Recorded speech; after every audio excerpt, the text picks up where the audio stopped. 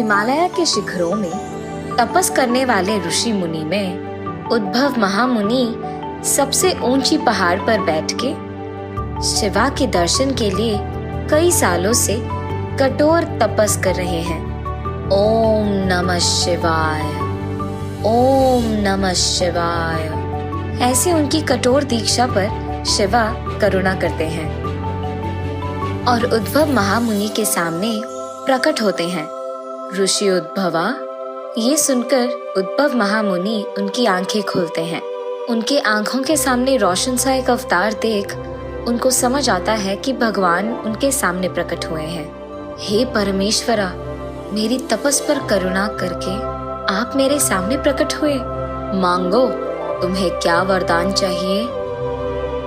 मुझे बस भविष्य को जानने की वरदान चाहिए स्वामी। तथास्तु, ये कहकर शिवा वहां से गायब हो जाते हैं और उद्भव महामुनि उनका नमस्कार करते हुए ओम नमः शिवाय, ओम नमः शिवाय ऐसे कहते हैं। वरदान मिलने की खुशी में वो उस ऊंची पर्वत से नीचे उतरते रहता है और रास्ते में तपस करते हुए मुनि और ऋषि को देखता है। उनको देखते ही उद्भव मुनि को उनका भविष्य दिखता है। इसका मतलब वो वरदान काम कर रहा है। ये सोचकर वो उन पहाड़ों से नीचे उतरते रहता है। शाम के समय होने के कारण उन पर्वतों पे हवा बढ़ने लगती है। शाम का समय है और हवा भी तेजी से बढ़ रही है। इस समय में नीचे जाना अच्छा नहीं है। कल सुबह होने के बाद ही नीचे जाना अच्छा है। यही मानकर उद्भव महामुनि वही एक छोटी सी जगह में रात के लिए आराम करते हैं। लेकिन सुबह होने से पहले ही उद्भव महामुनि गुजर जाते हैं। उद्भव महामुनि दिखने में तो उसी तपस के स्थान में बैठे रहते हैं, लेकिन उनकी आत्मा उनमें नहीं रहती है। ये क्या, मेरी आत्मा मेरी शरीर से दूर क्यों हुआ है? क्या मैं मर गया हूँ? ऐसे कहता है उद्भव। ओ परमेश्वरा, ये कौन सी माया है प्रभु? ऐसे जोर जोर से रोते हुए शिवा को बुलाता है उद्भव महामुनि। उनकी चीखें सुनकर शिवा वहां प्रकट होते हैं और क्या हुआ उद्भवा? मेरे को वरदान दिए एक दिन भी नहीं हुआ स्वामी, और आपने मेरे शरीर को आत्मा से अलग कर दिया। वो तुम्हारी भाग्य है। तुम्हारी तपस पे करुणा करके तुम्हें वरदान तो दे सकता हूँ, लेकिन तुम्हारी भाग्य मैं नहीं बदल सकता। भाग्य के सामने तो तुम, मैं और ये सब एक ही है उद्भवा। लेकिन मुझे कोई तो रास्ता दिखाइए स्वामी। तुम्हें स्थानांतर गमन का वरदान दूंगा, लेकिन तुम मनुष्य के अंदर प्रवेश नहीं कर पाओगे। सिर्फ कोई पक्षी या पशु के अंदर ही प्रवेश कर पाओगे। तुम्हें दिए ये दोनों वरदानों को तुम जब चाहे तब इस्तेमाल कर पाओगे। धन्योस्मि प्रभु, धन्योस्मि। ऐसे उसको वरदान देकर शिवा वहां से गायब हो जाते हैं। तब उद्भव मुनि उनके सिर के ऊपर उड़ते हुए गिद्धे को देख उसके शरीर में प्रवेश करते हैं।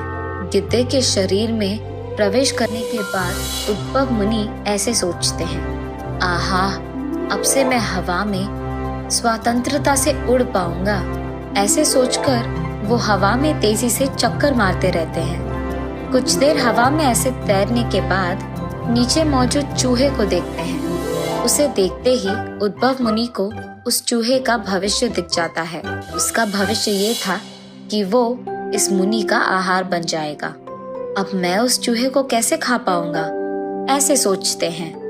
अरे रे, मैं खुद भूल गया, मैं तो गिद्धे के शरीर में मौजूद हूँ ना। गिद्धे का आहार तो चूहा ही है, इसलिए मुझे ये शरीर नहीं चाहिए। ये कहकर वो हवा से नीचे आकर पेड़ पे मौजूद तोते को देख उसके शरीर में प्रवेश करते हैं उद्भव मुनि। तोता तो अच्छा आहार खाएगा और शिकार करने की जरूरत भी नहीं है। ये कहकर वहां से उड़ने लगते हैं। तोते के शरीर में मौजूद उद्भव महामुनि उड़ते उड़ते एक पेड़ पे बैठते हैं। उसके बाद वो इधर उधर देखने लगते हैं। तब उनके सामने एक बूढ़ी औरत दिखाई देती है। उस औरत को देखते ही उद्भव मुनि को उनका भविष्य नजर आता है और कुछ ही देर में उस बूढ़ी औरत के घर में चोर आने वाले हैं। ये उद्भव मुनि को दिख जाता है। अरे रे, बेचारी बूढ़ी औरत, कुछ भी करके इनकी सहायता करना होगा मुझे। ये फैसला करके उड़ते हुए उस औरत के पास जाकर उनसे ऐसे कहता है, मंगतायरू, कुछ ही देर में तुम्हारे घर में चोर आने वाले हैं। ये सुनकर मंगतायरू सिर्फ बातें सुनाई देने के कारण चारों ओर ढूंढने लगती है। कौन है जो बात कर रहा है? दिख क्यों नहीं रहे हो? ये लो मंगतायरू, तोता बात कर रहा हूँ। तोता कहाँ बात करती है? मुझे शिवा का वरदान मिला है, मैं एक ऋषि हूँ। अब तुम यहाँ क्यों आए हो? अब तुम्हारे घर में चोरी होने वाली है, तुम घर के अंदर जाकर सारे दरवाजे बंद कर दो। क्या? चोर? ऐसे कहकर वो डर के मारे अंदर जाकर सारे दरवाजे बंद कर देती है। कुछ ही देर में चोर वहाँ आकर उसके दरवाजे खड़खड़ाने लगते हैं, जोर से खड़खड़ाते हुए, ए बुढ़िया, दरवाजा खोल, ऐसे चिल्लाते हैं। बहुत देर तक खड़खड़ाने के बावजूद कोई ना दरवाजा खोलने पर वो चोर वहाँ से भाग जाते हैं। चोरों से उसको बचाने के लिए वो बुढ़िया, मुझे बचाने के लिए धन्यवाद तोता, हा हा हा हा हा, ऐसे हंसता है। ये लो, ये अनार खाओ, और तुम्हें जब भी किसी चीज की जरूरत पड़ी तो मेरे पास आओ, मैं दूंगी। वहाँ अनार खाकर उद्भव महामुनि वहाँ से उड़कर बाहर आ जाते हैं। ऐसे हवा में से नीचे लोगों का भविष्य देखते रहता है उद्भव मुनि। ऐसे हवा में तैरते हुए वो देखते हैं कि एक छोटा बच्चा उसके अपने कुत्ते को बेल्ट बांधकर उसे चलाते रहता है। उस बच्चे की भविष्य देख उद्भव मुनि उसके पास जाकर, सुनो बेटा, अब ये कुत्ता तुम्हें काटेगा, ये तो हमारी कुत्ता है, ये हमें नहीं काटेगा। और क्योंकि वो बच्चा खड़े रहता है, कुत्ता वही बैठ जाता है।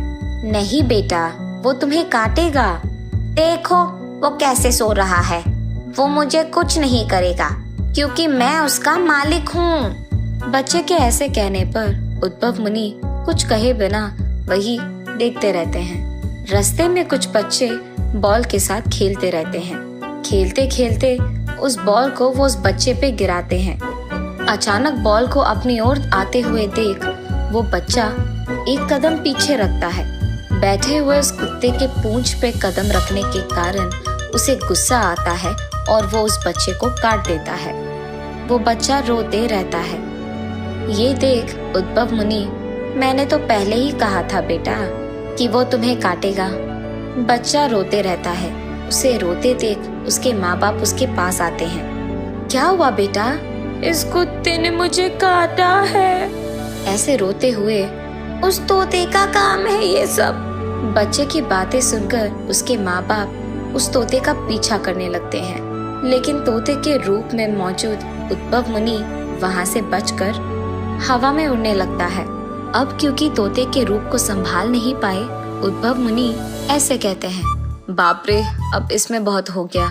ये कहकर वो एक अमीर आदमी के कुत्ते में प्रवेश करते हैं। उस कुत्ते के रूप में प्रवेश करके उद्भव मुनि बहुत आराम करते हैं। उसके मालिक उसका बहुत अच्छा ख्याल रखता है, लेकिन जब उद्भव मुनि उसके मालिक की भविष्य देखता है, उसे दिखता है कि उनको बहुत बड़ा नुकसान आने वाला है। लेकिन मुनि वो सब छोड़कर सिर्फ अपनी देखते हैं। सुबह उसका इतना ख्याल रखने वाला वही मालिक रात के समय में उसको सोने के लिए ठंड में छोड़ देता है। लेकिन उद्भव मुनि उस सब का ख्याल करे बिना बाहर एक अपनी स्थान देखकर वही सो जाते हैं। उस रात उसके घर में चोरी होता है और चोर सारे उसके पैसे, सोना, जेवर सब ले जाते हैं। सुबह होते ही उसका मालिक सब कुछ खोने के गम में बैठकर रोते रहता है। कुत्ते के रूप में मौजूद उद्भव मुनि सुबह उठते ही आराम से उसके मालिक के पास जाता है। उस कुत्ते को देख मालिक, मैं तुम्हें हर रोज खिला रहा हूँ और तुम चोरी होते के समय भी मुझे कुछ नहीं कह पाए। ऐसे कहकर क्रोध में उसे लकड़ी लेकर बहुत मारते हैं। कुत्ते के रूप में मौजूद उद्भव मुनि भागने लगते हैं।